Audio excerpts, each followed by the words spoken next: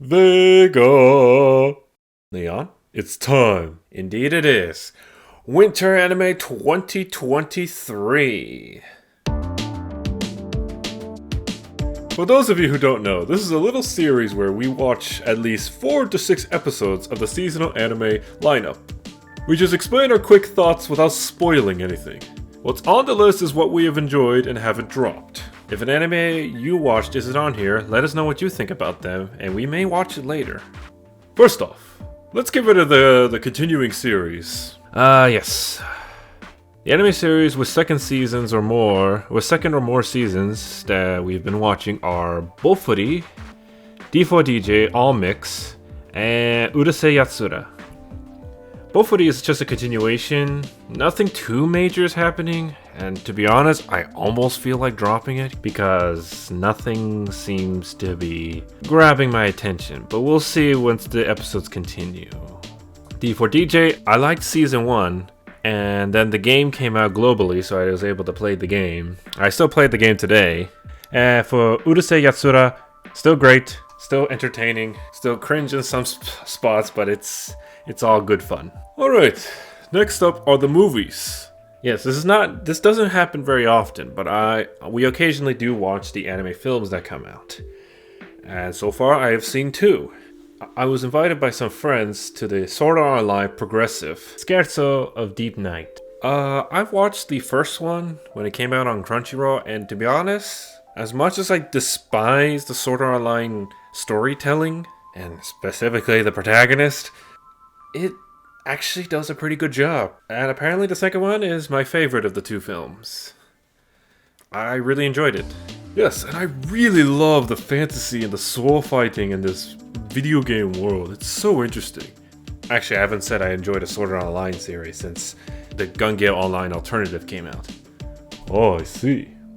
And the second movie that came out, some of you have heard of it because I posted it on our community tab. I was invited last minute by some friends to watch the Kaguya-sama movie.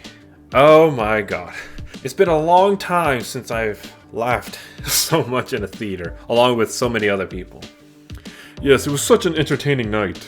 I thought it was the conclusion to the story because it felt like it a bit, but apparently there's more to the story. So hopefully we'll see more of it in the upcoming future. Alright, so now let's discuss the brand new series we've been watching. First up is the Nier Automata anime. Alright, I was surprised about this. For those of you who don't know, we have a short playthrough series of this game, starring Sylvius.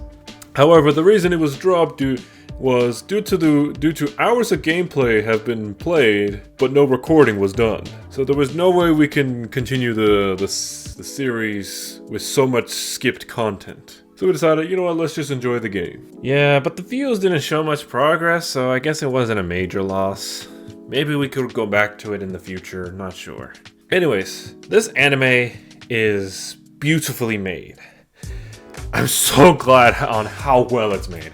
Next up is Saving 80,000 Gold in Another World for My Retirement. An isekai I never thought I would enjoy. Yes, you are pretty picky when it comes to isekais. It's an anime about a girl named Mitsuha, who gained the power to teleport between her world and a different world. After finding out the other world's gold's worth, she made a goal to save up 80,000 gold for an easy retirement. And I absolutely love the passion Mitsuha has to make her plans work out. It is interesting to be honest. Next up, Tomotan is a girl. This was a fun one to watch. It's about a tomboy high schooler who is in love with her childhood friend. However, this guy only treats her like a boy. God, I love seeing the tomboy representation here. There needs to be more tomboy series like this. I need to see more. And I also love all the characters. All the side characters, all the main characters, all that. All of them are so unique and have such a great impact to the whole series. And it's just so fun to watch. Next is The Angel Next Door Spoils Me Rotten. Oh, this series is so wholesome. It's about 2 people who live in different, social levels in high school. However, they are actually neighbors. And after some circumstances, they grow closer as each day goes on. Man, Mahiro is every man's dream wife. Careful, Vega. Some might not like that opinion of yours. Specifically 6 girls. Anyways, next is Kubo. Won't let me be invisible. Ah, a series about a guy who is invisible, but one girl seems to always find him. I love to see the manga that I've read a few years ago becoming an anime. It's so fun to see. Also, this reminds me of the past a bit. Oh, really? Yeah, after all my friends, including Kana, have graduated from the orphanage, I was left alone practicing every day, trying to make my wings work. It was Naomi who kept finding me after pulling me out of the dark mindset I had at the time. Oh, so this anime hit close to home?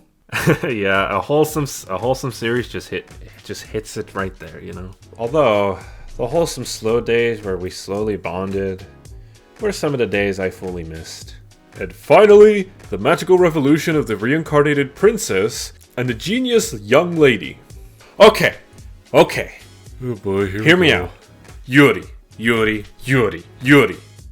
It's about a princess named Anisphia who developed magicology and gets assistance from the genius Euphilia. The story keeps on progressing as each episode goes on, and I absolutely love it. Especially episodes 7 through 9. Well, I won't spoil what happens, but it's so goddamn good, and it gets heavy. I believe that Princess Anisphia's work seems to be the more advanced version of what Rachel is researching. True. She says she wanted to study the science of our magic, so who knows? Magicology could grow here. And there you have it. The anime we watched this season for winter 2023. What are your thoughts on these? Is there a series you watched that we never mentioned? Let us know in the comments. Well, I hope you enjoyed this. With that out of the way, until next time! For Spring Anime 2023.